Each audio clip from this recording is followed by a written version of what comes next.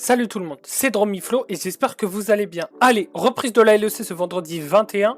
Donc on va parler du Team Heretics contre SK et là juste après on va parler du Navi contre Vitality. Donc les deux BO3. Là, quels sont les pronos et quels sont les enjeux de ces matchs? Enjeux, pas tant que ça parce que c'est pour la qualification au playoff. Je pense que pour les Team Heretics c'est loupé. Par contre pour les SK potentiellement, y a-t-il un espoir? Et ben on va le savoir tout de suite. Pour les Navi contre Vitality, c'est important pour la course au playoff. On a besoin que Vitality rassure et gagne contre ces Navi. Pour les pronos, je pense que SK va gagner 2-0 voire 2-1 contre les Team Heretics. Et les Vitality contre Navi, moi j'avais pronostiqué 2-0 pour Team Vitality. Je connais les résultats des matchs, mais je vous parlais des pronostics que je fais avant match. Parce qu'en fait, je me fais mon petit Discord où j'écris mes pronostics. Comme ça peut être intéressant de savoir mon fond de pensée et pourquoi je pensais comme ça. Allez, c'est parti. On va parler de la première draft entre Team Heretics et SK. Let's go.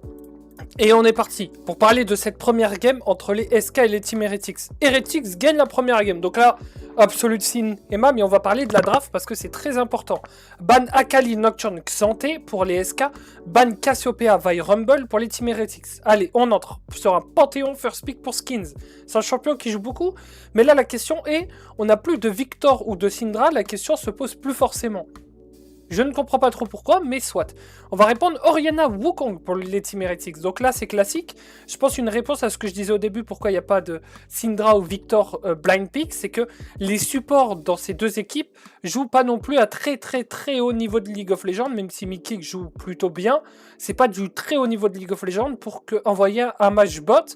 Donc, ça s'entend et potentiellement que les deux ADC sont peut-être pas trop à l'aise sur les match bot, même si Yopa se démerdait bien sur les match bot. Soit.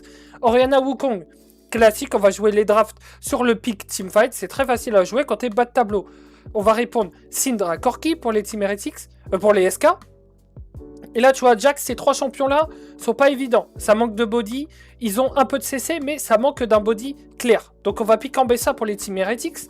Et là, tu as le trio de la compo engage par excellence. Donc, qu'est-ce qu'on banne du côté des Team Heretics? On banne pas forcément les supports style Bromrin, Ata ou les trucs comme ça, parce qu'en fait t'as pas pick support, et le fait de pas pick support et de prendre les trois champions Exodia de draft engage et de draft mid game engage, et ben c'est que ce qui va se passer, c'est que s'ils prennent Braum, tu vas répondre une botlane forte contre Braum, et Braum quand ça perd la phase de lane, ça perd vraiment la phase de lane. Donc on va ban Ezreal Caitlyn pour les SK, ban Renekton Jace. On veut mettre du coup l'Ambessa sur Orbit en bannant les deux match-up un peu chiants. On empêche le Jace, pourquoi? Parce que, en fait, soit t'as la réception, soit t'as la range, ou soit t'as l'engage. Et là, du coup, contre les draft engage, ce qui est bien, c'est réception poke. Donc on va ban du poke, plus un champion très fort contre Ambessa. Donc là, ça t'offre beaucoup moins de possibilités, parce que tu peux pas faire les drafts Renekton skirmish où tu vas snowball et ça va être terminé parce que tu auras winning mid, winning bot et winning top. Donc on t'enlève le winning top. Et du côté SK, on va ban les deux seuls persos qui peuvent match la range ou qui peuvent match Corki au niveau du bot. Réintro Jhin pour les Team Heretics, c'est pas déconnant. J'avais parlé avec un ADC qui est très fort sur Jhin et en fait je sous-code beaucoup le champion et Jhin revient énormément, même si je le voyais en pro, je connaissais pas les fonds de la lane au bot de Jhin et je lui en ai parlé vite fait. Après j'ai parlé à un autre joueur de Jhin, aussi challenger, qui m'a beaucoup parlé du champion et là vraiment je comprenais énormément pourquoi Jhin est priorisé, parce que la phase de lane est vraiment pas mal. Réponse Nautilus Volibear, donc l'arrivée de ce Volibear. Donc là la draft d'SK c'est clair, on va snowball en early mid game et si jamais on a quand même le bridge, parce que le bridge Panthéon plus Corki permet à la Syndra de scale, le Volibear ça scale pas tant que ça, mais Volibear est fort contre les compos, il n'y a pas énormément de dégâts, mais la compo Team Heretics possède quand même pas mal de dégâts, faut pas sous-côté. Mais le Corki et la Syndra peuvent poke en head-game, dans le sens où maintenant Corki envoie beaucoup plus de Bertha et tu peux jouer avec la range de Syndra. Mais c'est sans compter le pick Leona. Et là, quand tu vois la draft Team Heretics, c'est Exodia. C'est Exodia dans le sens où ça peut engage. Et Jhin est l'un des rares ADC avec Kai'Sa qui peut follow-up de très loin. Mais Kai'Sa ne se joue pas dans Corki, c'est pas un super champion contre Corki. On va prendre Jhin qui peut farm de loin et qui peut match un tout petit peu plus Corki que cette Kai'Sa. Donc moi j'aime bien ce pick Jhin et la Leona. Donc là, je préfère la draft Team Heretics, mais si c'est une très bonne équipe, la draft SK n'est pas déconnant. Mais est-ce que vous voyez SK jouer cette draft? Moi, potentiellement que oui, mais elle n'est pas plus facile d'exec que la compo Team Heretics. Mais on va voir tout de suite in-game, est-ce que l'exécution, ce sera ça? Allez, c'est parti pour débriefer la game 1, le Team Heretics contre SK. Et c'est parti. pour le débrief de cette game 1, le Team Heretics contre SK. Mais en fait, Team Heretics va gagner. Mais attention, parce que les SK, ils ont eu un gros lead tout leur early game. Mais le problème, c'est que, ouais, il fait pas une terrible bonne game en early game, mais il va bien se rattraper après. Aussi, Douglas fait pas trop une bonne game en early. Les deux là, vont se rattraper après. Celui où il faut vraiment tirer le chapeau, c'est Tracine. Il fait une super game. Hype fait aussi une super game, je trouve. Mais on va parler de la situation où les SK, ils vont se donner au niveau du Tribush Bot. En fait, c'est SlowQ, il va tenter de faire la classique Syndra. Ne vous inquiétez pas, nous les joueurs de Syndra, on est tous comme ça. Moi qui ai OTP, c'est souvent mes grosses erreurs que je fais. Mais Akulpa, il est 8 fois plus fort que moi. Moi, je suis un petit master stuck, mais... On essaie de mettre des QE pour choper des stacks, parce qu'au plus tu chopes des stacks tôt, au plus tu vas 1v9 la game, parce qu'en fait, Syndra, faut comprendre que quand les bruisers tank, ils n'ont pas de l'ARM tout de suite. Donc au plus tôt tu as ton exécute sur le R, au plus tôt tu vas pouvoir exécuter mieux. Parce qu'en fait les mecs auront moins d'RM, moins d'items RM et tu vas pouvoir exécuter plus tôt. Donc tu veux beaucoup grid. Mais au bout d'un moment tu te fais punir. Et bah là, tous les SK vont se faire punir, 4 joueurs vont mourir. Et les Team Heretics vont passer 1500 gold d'avance. Suivi d'un fight sur la midwave où ils vont aussi mourir. Et là les Team Heretics, ils vont prendre une sérieuse avance. Ils vont faire un fight au niveau du top CSK ou, excusez-moi, ils vont faire un fight au niveau du Nash, ils vont le start et ils vont perdre ce fight. Les Team Heretics vont les reboot. Ils vont prendre le Nash, 6k gold d'avance. Après ils vont avoir la Soul. Ils vont passer à 7-8k gold d'avance. Ils vont rester sur la base et ils vont totalement détruire ces SK. Et les SK malheureusement ont pas très bien joué. Je trouve ça un peu dommage. C'est que SlowQ fait des erreurs vraiment graves. Mais bon, soit. Les SK perdent cette game 1. Et moi, je me suis dit, bon, les SK, ils vont remonter. Ça arrive une bad game. Chapeau bas, quand même, à Yopa qui fait une très belle game. Et ça, il faut le dire. Wunder fait un early game plutôt correct sur son Volibear. Mais je pense que le counter pick au top, pour un Volibear contre Bessa, je suis pas très fan. Mais malheureusement, Wunder, il peut rien parce que la game découle d'un énorme fail de la part de SlowQ au niveau du bot. Allez, c'est parti. On va passer pour la draft 2. Est-ce que les Team Heretics vont 2-0 les SK ou est-ce que les SK vont pouvoir revenir 1-1 et s'offrir une balle de match? Et ben, c'est parti pour débriefer la draft numéro 2. SK contre Team Heretics. Et c'est parti pour la draft numéro 2. Allez, 2-0 de Team Heretics. Et là, pour moi, c'était un peu impressionnant. Je ne les pensais pas capables de faire ça, mais on va parler de la draft parce que c'est très intéressant. Ban Nocturne Anivia, Lee Sin pour les Team Heretics, et pour les SK, on va ban Cassiopeia, Cassante et Jace. First pick pour les Team Heretics, d'ailleurs quelque chose qu'il faut que je dise, mais le ban Jace pour moi ne fait pas trop sens, dans le sens où est-ce que Tracine va jouer Jace et va très bien le jouer à 100% de la force du pick? Je ne pense pas, mais bon, soit. First pick Vi pour les Team Heretics, réponse Rumble Jarvan. Là, très content des SK, Rumble Jarvan, c'est très bien. Mais le problème de pick Jarvan très tôt, c'est qu'il n'y a pas d'immobile encore pour les Team Heretics. Mais bon, au mid, on va prendre Ryze Atrox, donc un perso immobile au niveau du mid. Donc là, c'est cool, on va peut-être voir snowball le mid avec un R3 au niveau du mid, sympa. On va prendre Atrox au niveau du top. Et là, un peu surprenant, c'est ce Atrox contre Rumble. Je ne pense pas qu'Atrox gagne dans Rumble, mais soit, ils ont vu qu'il y avait beaucoup de close range et de mêlée et qu'est Jarvan Rumble, donc ils vont jouer un perso plutôt fort contre les close range, parce que le Atrox peut tout... a fait ici là un tout petit peu d'avance, 1v2 sur Rumble Jarvan. Mais bon, en early, ce ne sera pas le cas. Pick de Yone pour les SK. Donc là, on a un trio mid-jungle top assez fort. Donc là, la question qui va être posée au Team Heretics, c'est ok, on a le match-up mid, on a le match-up top et on a Jarvan jungle. Est-ce que vous allez résister assez de temps pour que vaille presser une personne, donc avant le précise, vous ne fassiez pas d'inamité, et que vous puissiez scale avec votre Ryze? Point d'interrogation, parce que là pour le moment dans le 3, ceux qui scale le mieux c'est le 3 de Team Heretics, bien sûr, mais si la vaille presser first target Yone, vaille Ryze, pardon, ça va imploser le Yone, ou vaille Atrox, ça va imploser le Rumble. C'est la force de vaille par rapport à Jarvan, c'est que Jarvan enferme une personne et vaille l'incapacite de jouer pendant 2,25 secondes. Avec R plus Q, plus le fait qu'elle brise les shields, ça va augmenter les heals du Atrox. Parce que si Atrox fait plus mal parce qu'il y a moins d'armor en face, et le retrait d'armor en early est plutôt puissant parce que tu perds beaucoup plus de pourcentage, pas dû au fait que tu as un plus gros chiffre, mais quand les chiffres d'armor sont très bas, et ben le pourcentage baisse beaucoup plus. Parce que ce n'est pas, ça monte pas de manière croissante, mais très décroissant. Ça monte de matière croissant, mais très lent. Excusez-moi, j'ai pas les mots mathématiques. Je suis vraiment naze. Mais bon, c'est fine. Vous m'avez compris. Ban Lucian Ezreal pour les Team Heretics, ban Caitlyn Lulu pour les SK. Donc, why not? Ça va empêcher de instantanément pick Lulu, même si moi j'aurais bien vu la Lulu du côté SK. Mais il fallait quand même un peu du follow-up d'engage avec ce Jarvan. J'entends, il faut décesser du follow-up d'engage. On va prendre Rakan. Et là, les Team Heretics sont pas idiots, ils le voient y venir, ce Xayah Rakan. Donc ils vont pick H Seraphine. Moi j'aime bien cette idée d'H Seraphine, parce que quand ta draft manque un poil de CC, tu prends ces deux champions-là et tu as littéralement une quantité de CC et de slow phénoménale et les deux champions combo très bien ensemble.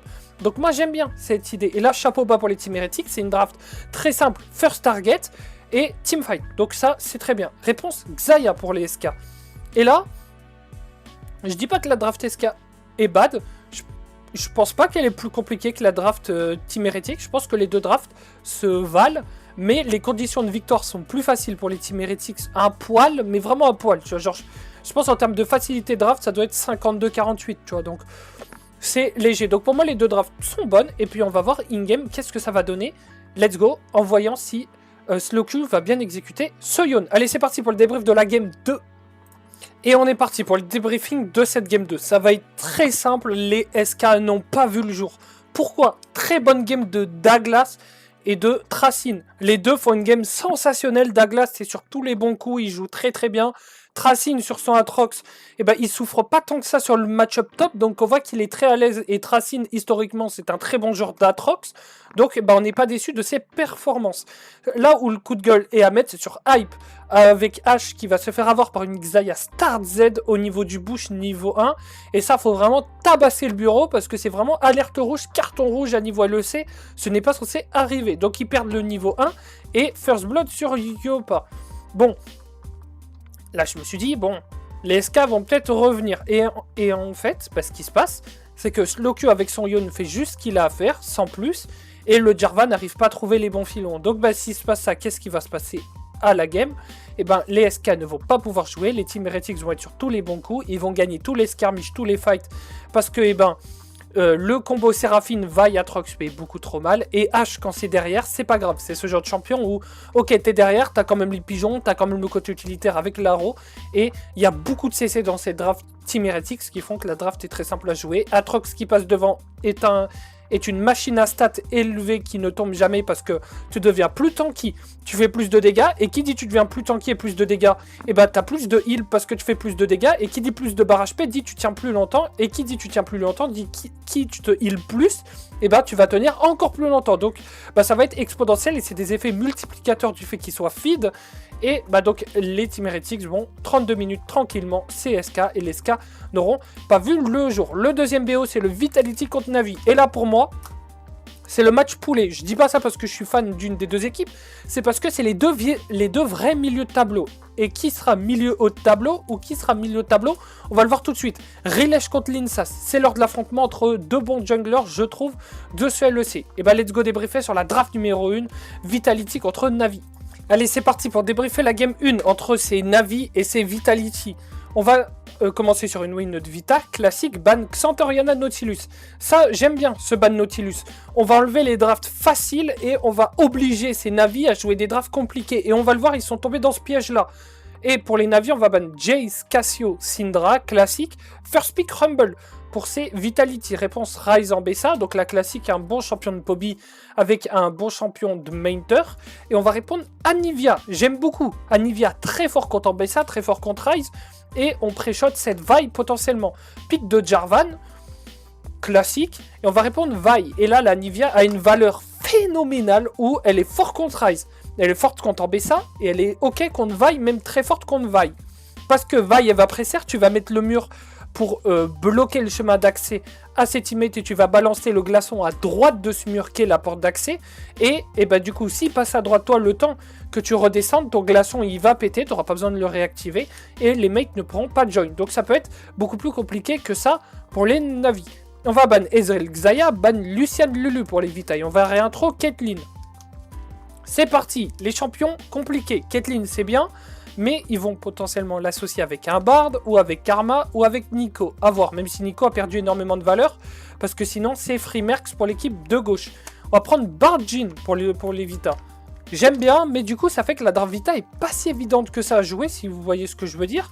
C'est que là, du coup, ça va être beaucoup sur les skirmishes et sur les phases de lane. Donc, on va voir ça juste après. Pic de Karma pour les Navi.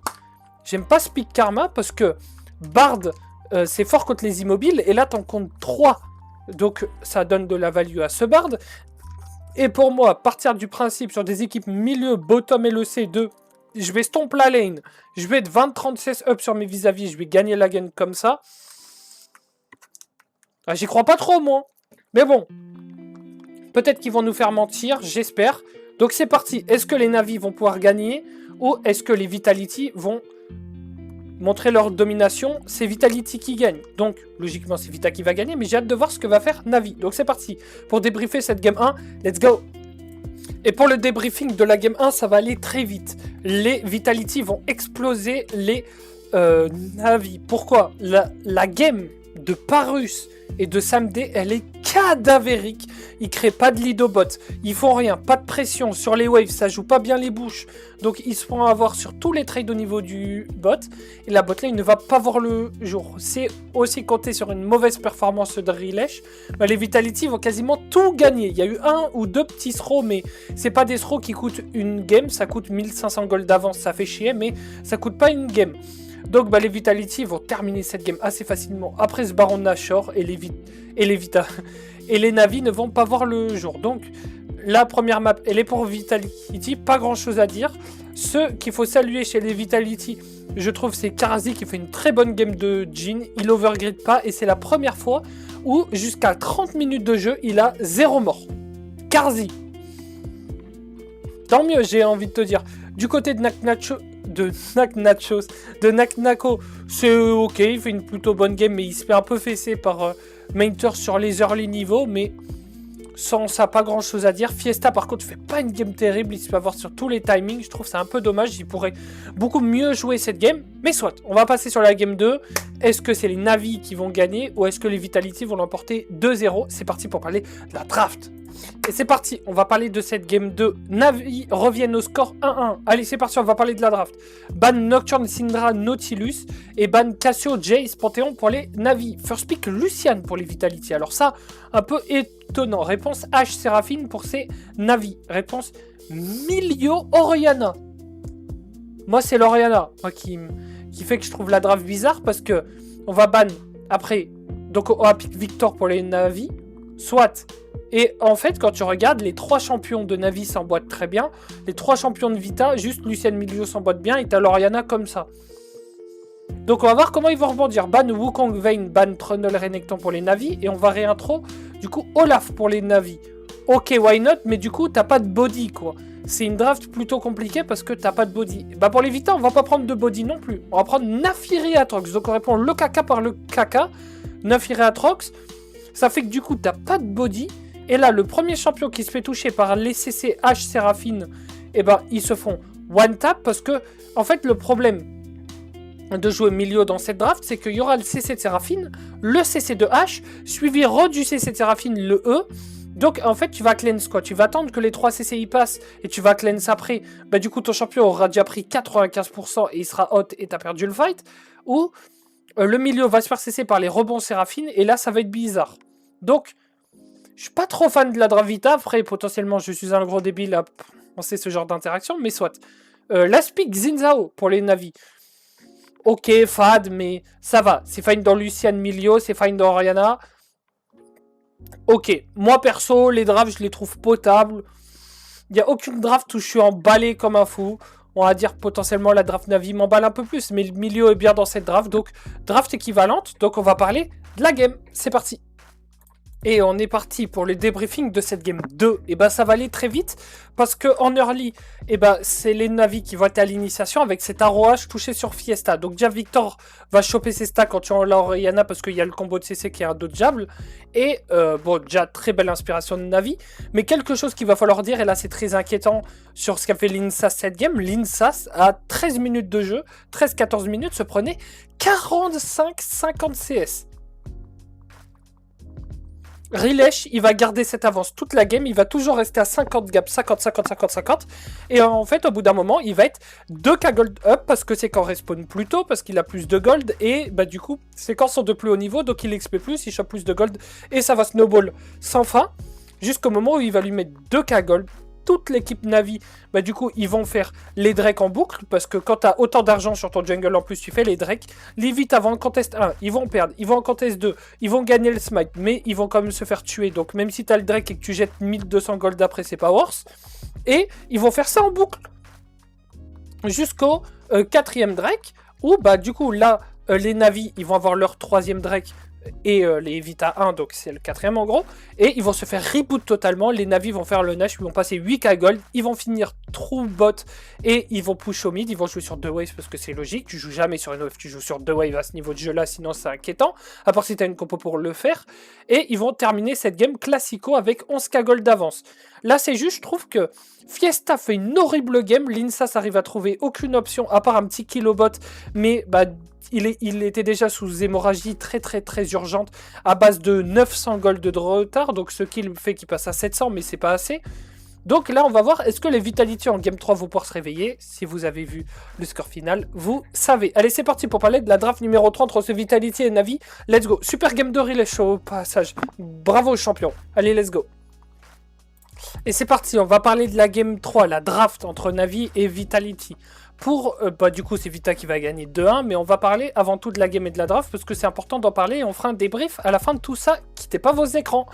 Ban de Jay, Syndra, Nautilus pour les Navi, ban de Cassio, Zayn, Lulu pour les Vita. C'est bien, on va enlever ce Flex Pick Zayn top jungle pour les Navi, parce qu'on sait que Rilesh peut jouer Zayn, et Mainter peut jouer Zayn. C'est un champion que les deux affectionnent plutôt bien, surtout Rilesh. First pick Panthéon pour les Navi. Et là je me suis dit, c'est un Panthéon support, donc ils vont répondre Skarner, Rakan. Ok, why not? Jouer Rakan aussitôt, je sais pas trop, mais du côté de Navi, on va répondre Taliyah, Xayah. Ok. Là, pour le moment, les deux drafts m'emballent pas du tout. Je trouve que les champions pris et priorisés sont pas terribles, mais soit. Pick de Akali. Pour les Vita, on va ban Alistar Rel, et pour Navi, on va ban Vayngnar. Comme ça, on va réintro Ezreal. Et là, tu sais déjà que tu as gagné la botlane, parce que tu as Ezreal contre Xayah et Rakan. Donc en réintro support, ils ont pas grand-chose de bien contre Rakan. Et au niveau du mid, Akali gagne contre Taliyah, parce que les gens qui vont dire à l'interaction, oui, mais les mines de Taliyah, ça bloque Akali. Non. Non. C'est pas comme ça que ça se passe, le match-up est plus compliqué, il y a beaucoup plus de paramètres qui font que, mais c'est pas déconnant en lane de jouer Taliyah contre Akali. Le problème, c'est en side, comment tu vas gérer en side, et il faut bien que si jamais tu rates ton roam avec Taliyah, que tu reviennes en lane. Donc si jamais, fais attention, parce que l'Akali peut te wait. Il y a plein de choses que Akali peut faire contre Taliyah qui n'est pas montré au grand public, mais ceux qui analysent beaucoup en détail de l'Akali et de la Taliyah savent que Taliyah a plus de possibilités que les gens pensent contre Akali, et Akali a plus de possibilités que les gens pensent contre Taliyah aussi. Pick de Trundle et de Renekton pour les Navi. Ok, tu prends Trundle dans Skarner, c'est bien, mais t'as Rakan qui a de la mobilité, Akali qui a de la mobilité, Ezreal qui a de la mobilité. Moi je pense que ce pick Trundle est à chier, mais bon, soit, il faut prendre Trundle. Réponse Varus du côté Vita. Donc là, quel est le problème? Tu perds au mid, tu perds au top, tu perds au bot. Donc tu as 0 prio avec Trundle. 2. Ok, la Taliyah peut potentiellement prendre la prio au mid. Ok, soit. Mais la Kali, elle prend la prio un poil juste après. Ça marche pas comme les gens pensent. Tu peux pas juste caillou les sbires de loin devant la Akali comme ça marche pas comme ça, parce que quand une action va être priorisée, la Akali va walk up avec la smoke ou non, ou va juste walk up. Donc si jamais la Taliyah décide de E, ça veut dire que pour le skirmish, elle a pas son E, donc la Akali pose ce dilemme là. C'est là que je vous disais dans le deep matchup et dans les deep fonds de pensée. Donc bah, pour moi la draft Navi, c'est quasiment une draft où tu peux pas gagner. À moins que vraiment les Vita fassent n'importe quoi, mais si on regarde, le Panthéon il peut ulti où? Il peut ulti qu'au niveau du top. Pourquoi il peut pas ulti bot? Parce que l'Ezreal il va E-out, donc le Ezreal il va se barrer, et il peut tanker le Panthéon. Au niveau du mid, la Kali elle va shroud, donc tu peux pas la choper non plus. Skarner, quand le Panthéon va ulti, au réatterrissage il va presser, donc tu peux pas cesser, tu vas juste réatterrir, donc le Skarner peut buy time. Et au niveau du top, Tu peux, mais le problème c'est que là où Varus pose problème, c'est dans les early niveaux. Donc tu peux pas stopper l'hémorragie au niveau du top dans les early niveaux parce que t'as pas ton ulti encore. Et pour que t'aies ton ulti, il faut que tu rampes et que tu chopes le maximum d'XP. Donc ça va être très long et le Varus il va pouvoir snowball la lane tellement hard que si jamais Maintor il joue pas bien, le Panthéon ne peut plus rien faire au top même s'il vient. Donc ça peut être inquiétant pour les Navi. Donc on va voir est-ce que les Navi auront des options en draft, même si moi je pense que c'est clairement parti pour un 60-40 pour les Vitality. Allez, c'est parti pour analyser la game 3. Et c'est parti pour parler de la game 3 entre les Navi et les Vitality. Alors ce qui est cool, c'était que pendant cette game, j'étais avec deux coachs de l'industrie de RL. Et bah, on était plutôt d'accord pour dire que vraiment ce Trundle puait la merde dans cette draft. Et que l'idée du Panthéon était ces fausses bonnes idées. Ces voix en tant que coach où les joueurs te disent yeah coach, we can flex Panthéon both sides, it's fucking OP. Et quand tu vois le joueur jouer, il fait... Vraiment, il utilise le champion à 10% et tu sens que le champion, déjà, même joué à 100%, ne serait pas terrible dans cette draft. Alors à 10%, c'est juste du case. Mais bon, là, Parus fait une game pas terrible. Il trouve pas les bons filons. Et ce qu'il faut parler, c'est que aucune lane de Navi gagne. Samedi et Even, ok. Au mid, Fiesta écrase Poby complètement sur... En fait, Poby est fort sur sa lane, il a des phases de lane bonnes, je trouve, mais il est one-head sur la map, c'est vraiment une dinguerie, il fait vraiment des erreurs de fou. Et Fiesta, bah, du coup, le match en lane, et Poby, quand tu le matches en lane et que tu as un niveau de map beaucoup plus élevé que lui, ce qui est le cas pour quasiment 80% des mid laners LEC, bah, tu vas le bully sur la carte. Et c'est ce qui s'est passé. Fiesta va passer 2500 gold d'avance sur Poby en milieu de game, et là je me suis dit bah c'est terminé parce que Nako aussi met 2800 gold d'avance, parce qu'en fait Renekton ça peut pas tenir Varus Exos, c'est impossible, tu te fais arracher, et Talia bah, quand tu commences à avoir ces petits mouvements de carte ou quoi, ça peut très facilement mourir contre Akali. Et donc cette interaction que je disais avec les rochers, c'était ce qui s'est passé dans toute la game. Le seul qui a tenu son rang, c'était Rilesh et Samde, donc les deux ont plutôt bien joué, mais tu sens qu'ils n'avaient pas d'option en draft. C'était vraiment un sens unique et les Vitality jouaient un peu mieux, mais il y a quand même eu un throw en bas du groupe avec Fiesta et avec... c'était Fiesta et Nako qui ont donné 2 free kills pour rien, et du coup ils ont donné 1400 gold pour rien. Nous on était morts de rire dans le vocal avec les confrères, mais... Bon, Vitality va quand même trouver un fight en fin de partie où bah, tu sens qu'il y a le stat check du Varus qui fait beaucoup trop mal et le Renekton qui est vraiment beaucoup trop behind. Le Varus qui met 3 levels au Renekton, ça fait beaucoup trop mal. Et le Panthéon se fait one shot sur tous les timings parce que il s'est fait outscale par tout le monde. C'est logique, il a terminé son temps. Donc c'est les Vita qui vont gagner 2-1. Et là on va faire le bilan un peu de ces deux games.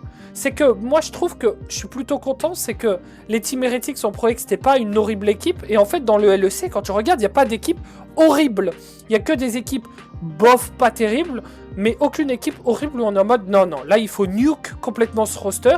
À part Shifter, ok Shifter, pardon les gars. Je lève les mains, à part Shifter, il n'y a aucun roster qu'il faut nuke. Où tu te dis vraiment, il n'y a rien à faire, allez les gars, eux, vous jartez tout le monde. Maintenant... il n'y a que des trop forts ou des bofs. Il n'y a plus de moyens, il y a des bofs ou des trop forts. Il y a des forts, mais il n'y a pas de mecs où on est en mode... ils vont pouvoir tatiller le top 2, top 3. Il n'y a que des mecs où on est en mode, ils vont être milieu de tableau. Et là, tout est déjà dessiné, tout est très clair. Et moi, perso, je suis plutôt content de cette LEC. Donc pour Vitality maintenant, j'espère que ça va être la route. Et en espérant potentiellement, moi vraiment, je le dis ça premier degré... peut-être Vita peut faire les Worlds et ça me dérangerait pas qu'ils se qualifient aux Worlds. Oui, je le dis. Parce qu'Emkoi, on en aura le cul de leur game. Navi, moi perso, je les veux pas aux Worlds. Je pense que cette équipe est capée, que les joueurs sont capés, mais que ils avaient beaucoup joué des drafts très simples et Rilesh jouait très bien, mais sans plus. C'était vraiment Rilesh team, Rilesh coaching staff team, sans plus. Voilà pour cette vidéo de débrief d'ALEC, j'espère qu'elle vous aura fait kiffer.